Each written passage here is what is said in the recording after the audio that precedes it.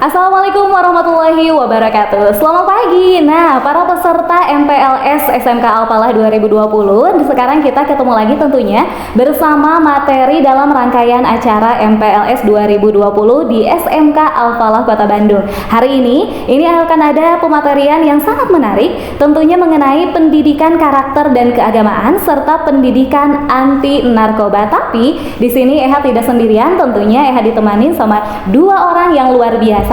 Di antaranya siapa dia? Dari sebelah kiri saya, silahkan. Ibu Indah Budiati. Oke, mengajar apa nih Bu? Mengajar mata pelajaran PPKN. Wow, PPKN ya. Jadi nanti buat teman-teman semuanya harap diingat-ingat, oke? Dan tentunya kita berlanjut kepada sisi sebelah kanan saya. Di antaranya bersama siapa Pak? Ya, nama Bapak Dr. Ahmad Jelani, mengajar pendidikan agama Islam. Pendidikan agama Islam, alhamdulillah. Nah, tetap semangat ya semuanya, karena harus semangat sampai akhir. Dan sekarang kita akan langsung saja tentunya pematerian mengenai narkoba. Wah, kira-kira apa sih itu narkoba? Langsung saja kita tanyakan kepada Ibu Indah tentunya. Ibu, pengertian dari narkoba sendiri itu seperti apa sih? Oke, nah mungkin anak-anak semua atau bahkan Bu Eha sendiri pun sudah pernah mendengar tentang narkoba serta bagaimana efeknya. Nah, narkoba di Indonesia sendiri itu sudah ada dasar hukumnya, yaitu Undang-Undang Nomor 35 tahun 2009. Nah, menurut undang-undang ini, narkotika adalah zat buatan ataupun yang berasal dari tanaman yang memberikan efek halusinasi, menurunkan kesadaran serta menyebabkan kecanduan.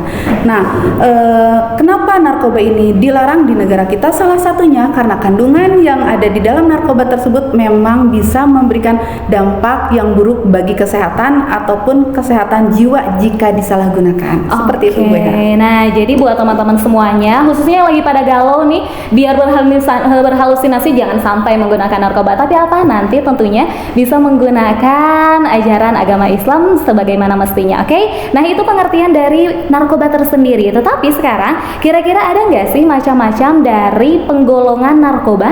Nah, langsung saja gimana nih Bu? Oke, nah untuk penggolongannya sendiri, narkoba ini bisa digolongkan dari dua golongan ya. Yang pertama digolongkan berdasarkan resiko ketergantungannya, juga didasarkan pada bahan pembuatannya. Nah, jika berdasarkan risiko ketergantungannya, ini dibagi menjadi 3 golongan. Yang pertama adalah golongan 1 seperti ganja, kemudian opium dan tanaman koka. Nah, golongan pertama ini memiliki kecenderungan sangat tinggi bagi penggunanya menjadi kecanduan. Nah, kemudian untuk golongan kedua, ini biasanya berupa obat-obatan yang biasanya bisa digunakan untuk penyembuhan asalkan dengan resep dokter. Tetapi obat-obatan ini seringkali disalahgunakan.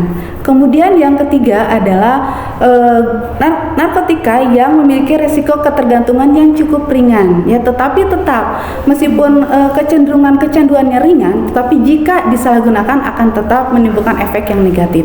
Nah, kemudian penggolongan berikutnya berdasarkan bahan pembuatannya. Ada narkoba jenis sintetis, kemudian ada jenis semi sintetis, ada juga narkotika jenis alami. Nah, semua jenis golongan narkotika ini sangat berbahaya bagi manusia. Seperti itu Bu Eha. Wow, kira-kira nih teman-teman para peserta MPLS SMK Al-Falah 2020, kira-kira tadi udah disampaikan nih ya bagaimana macam-macamnya dari narkoba itu sendiri, dan sekarang kita akan tanyakan juga mengenai bahayanya nih Bu.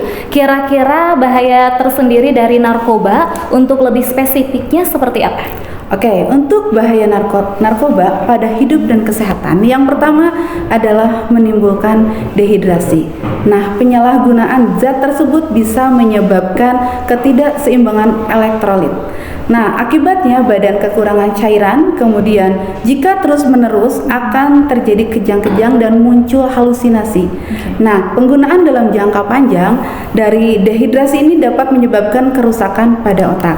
Nah, kemudian berikutnya menimbulkan halusinasi. Nah, ini adalah efek yang sering kali terjadi pada pengguna narkoba. Nah, jika memakai narkoba dalam jangka waktu yang cukup lama bisa mengakibatkan dampak yang lebih buruk seperti gangguan mental, kemudian depresi, serta kecemasan yang terus-menerus. Kemudian menurunnya tingkat kesadaran. Nah, semakin menurunnya tingkat kesadaran ini bahkan bisa menimbulkan seseorang tersebut bisa tidak sadarkan diri, kehilangan kesadaran. Kemudian kematian. Nah, ini dampak narkoba yang paling buruk jika si pemakai menggunakan obat tersebut dalam jangka waktu yang lama, juga dalam dosis yang banyak. Nah, mungkin teman-teman di sini juga sudah pernah mendengar ada orang di luar sana yang meninggal ya karena overdosis. Nah, itu salah satunya penggunaan dalam jangka waktu yang lama dan juga dalam jumlah yang cukup banyak.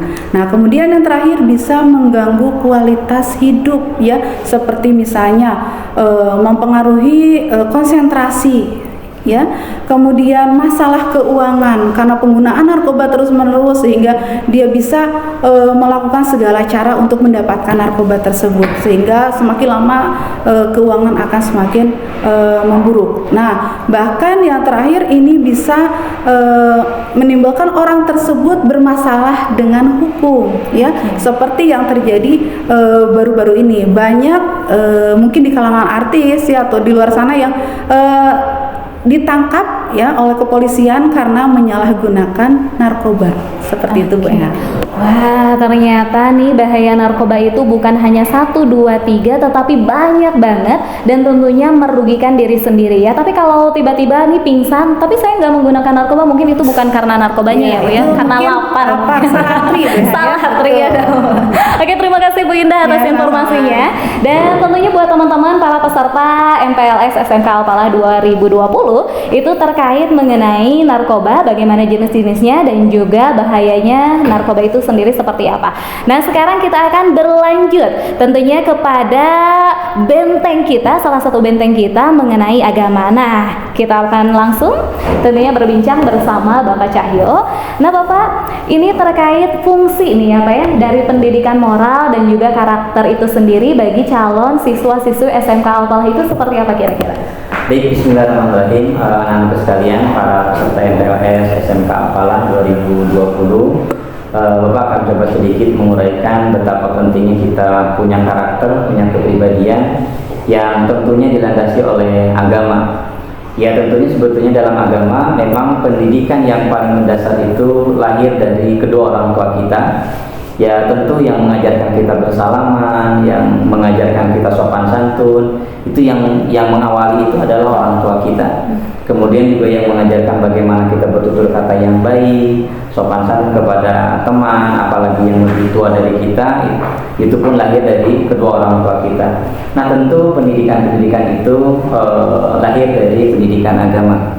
Maka pendidikan agama ini sangat penting untuk menjadi landasan supaya anak-anak sekalian, para peserta MPLS SMK Al-Falah ini punya karakter dan punya kepribadian. Ya, tentunya salah satunya tadi untuk membentengi anak-anak sekalian dari betapa bahaya narkoba tadi.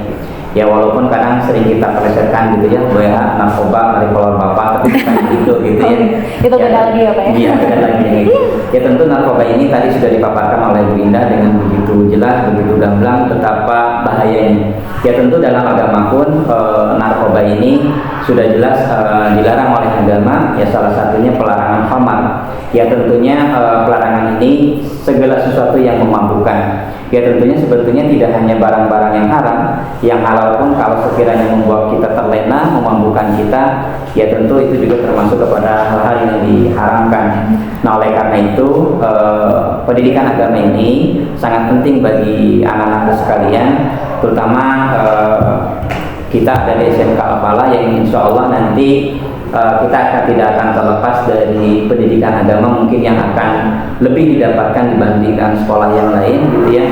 Mungkin kita nanti ada tadarus Quran, kemudian nanti kita ada eskul BTHI yang dimana dengan kegiatan-kegiatan keagamaan ini selain positif juga nanti bernilai ibadah begitu. Di paling tidak dengan karakter kepribadian ini kita punya prinsip. Jadi walaupun mungkin nanti teman-teman yang kurang baik menawarkan yang seperti tadi yang Bina sampaikan tentang narkoba, karena adik-adikku atau anak-anakku sekalian sudah punya benteng yang kuat tentunya dengan keimanan, ya anak-anakku sekalian mungkin tidak akan tergoda gitu ya.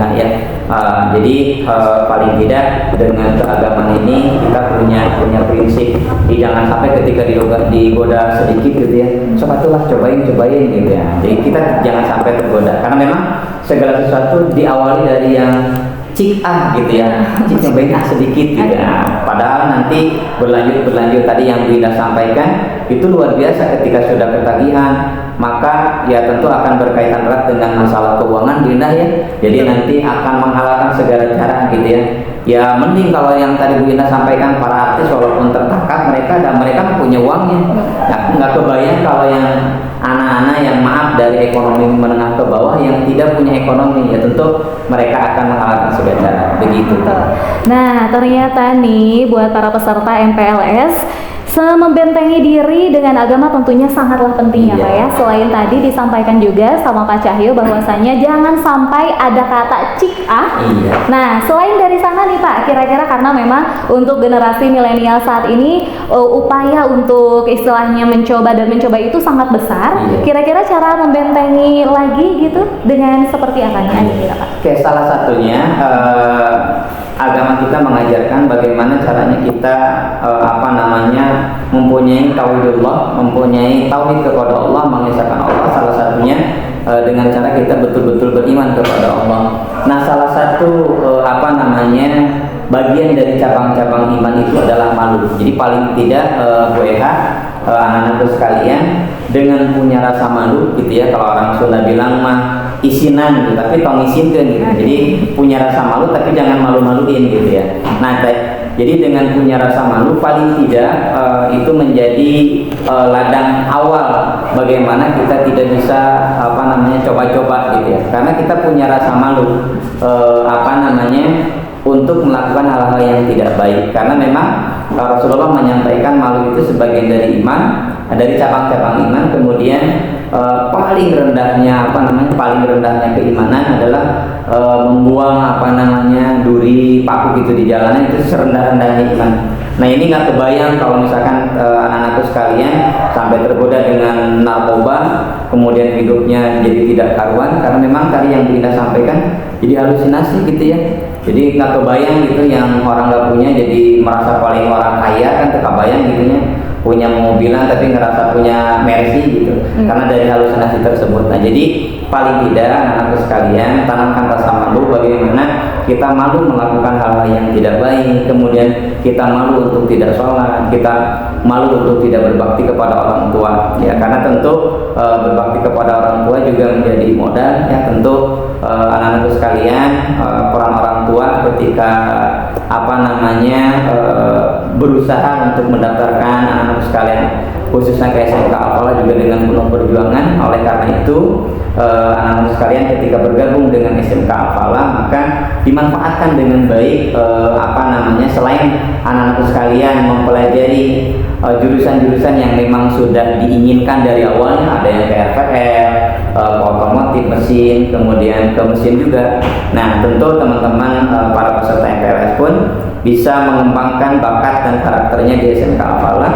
Salah satunya misalkan jadi penghafal Quran, mungkinnya tidak ada salahnya ya. Alhamdulillah angkatan 2009 pun yang lulus ada yang sudah hafal sampai 4 juz, Mas Jadi Afan kalau tidak salah. Nah tentu teman-teman pun bisa melakukan itu, dan mudah-mudahan itu pun yang menjadi benteng ya, supaya tidak tergoda dengan bahayanya narkoba. Karena tidak menutup kemungkinan di SMK atau di sekolahnya mungkin kita cukup ketat, tapi anak-anak sekalian kan pulang sekolah kita tidak tahu kemana, ngapain dulu, di mana dulu. Nah tentu dengan kemana dulu dan ngapain dulu itu akan mempermudah orang-orang yang tidak baik di sana untuk mempengaruhi anak-anakku sekalian. Jadi senantiasa hati-hati, punya rasa malu untuk melakukan hal yang tidak baik begitu.